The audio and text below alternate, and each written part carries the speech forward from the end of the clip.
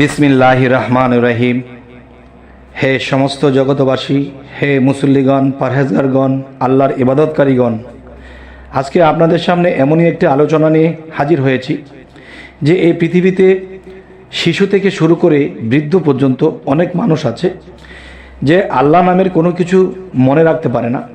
ইবাদত করতে গেলে সূরা বলে যায়, ইবাদত করতে গেলে আল্লাহর কিছু আমল সেটি ভুলে যায়, এবং কোরআনের হাফিজি যারা পড়তেছে তারা পড়তে গেলে আয়াত মনে রাখতে পারে না এবং তাদের মুখস্থ হয় না।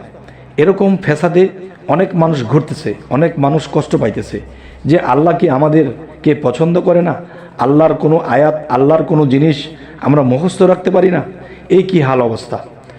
তখন হে সমস্ত জগতবাসী, আল্লাহ কিন্তু সকল বিষয়ে আমাদেরকে সাহায্য সহযোগিতা দিয়ে রেখেছে, কিন্তু এই সাহায্য সহযোগিতা আমরা নিচ্ছি না। যেমন আমি প্রথমত বলবো, হযরত মুহাম্মদ সাল্লাল্লাহু আলাইহি ওয়াসাল্লাম তিনি যখন হেরা পর্বতের গুহায় জিবরাইল আলাইহিস সালাম এসে যখন বুকে চাপা দিয়েছিলেন আর বলেছিলেন রব্বি জিদনি ইলমা, যে রব্বি জিদনি ইলমা, এর মাধ্যমে কি বলা হয়েছে? আমাকে জ্ঞান দান করুন, হে প্রভু আমায় জ্ঞান দান করুন, আপনার অফরন্ত ভাণ্ডার হতে আমাকে জ্ঞান দান করুন, রব্বি জিদনি ইলমা।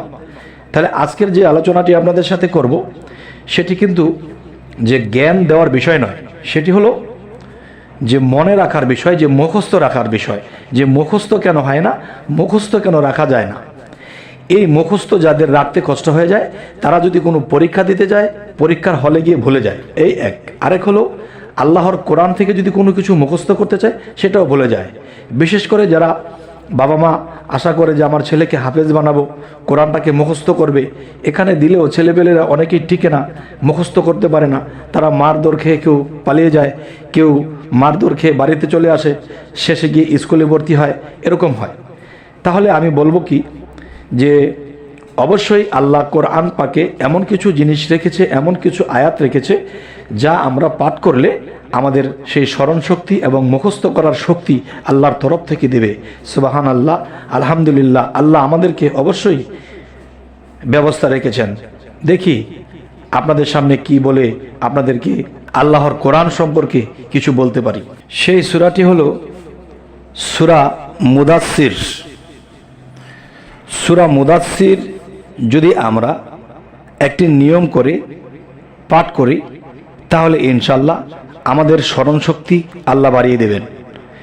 আচ্ছা, তবে একটি কথা স্মরণ রাখতে হবে যে আমরা যখন সূরা মুদাসসির পাঠ করব, আর সেই সূরা মুদাসসির পাঠ করার পরে যে কাজটি করতে হবে, আমাদের প্রত্যহ দোয়া করিতে হবে যে হে আল্লাহ, আমাদের স্মরণ শক্তি বাড়িয়ে দিন যাতে করে এই কোরআনের আয়াত মনে রাখতে পারি, এবং আপনার যে আমল টাইম টু টাইম করার নিয়ত করেছি সেই টাইম টু টাইম যেন করতে পারি, এবং করার সময় যেন ভুলে না যাই।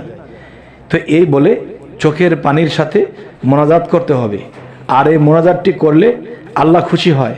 দেখো, আমার আয়াত পাঠ করেছে, এতেই তারা ক্ষান্ত হয়নি, তারা আবার আমার কাছে চোখের পানির সাথে দোয়া করতেছে যে আমি তাদেরকে যেন স্মরণ শক্তি দেই, তারা টাইম টু টাইম যেন পাঠ করতে পারে এবং টাইম টু টাইম যেন তারা আমার ইবাদত করতে পারে। তবে হে সমস্ত জগতবাসী, এই পৃথিবীতে অনেকের ছেলে মেয়ের উপরে একটু ভরসা করে যে আমরা জীবনে ওরকম শিক্ষা দীক্ষা নিতে পারিনি, আমরা আল্লাহর পথে অতটা আগাইতে পারিনি। আজকে আমাদের ছেলেমেয়েরা যদি আগাইতে পারে, আমাদের ছেলেমেয়েরা যদি শিক্ষা অর্জন করতে পারে, স্মরণ শক্তির মধ্যে ধরে রাখতে পারে, তখন তাদের উছিলাতে আমরাও অগ্রসর হব ইনশাআল্লাহ।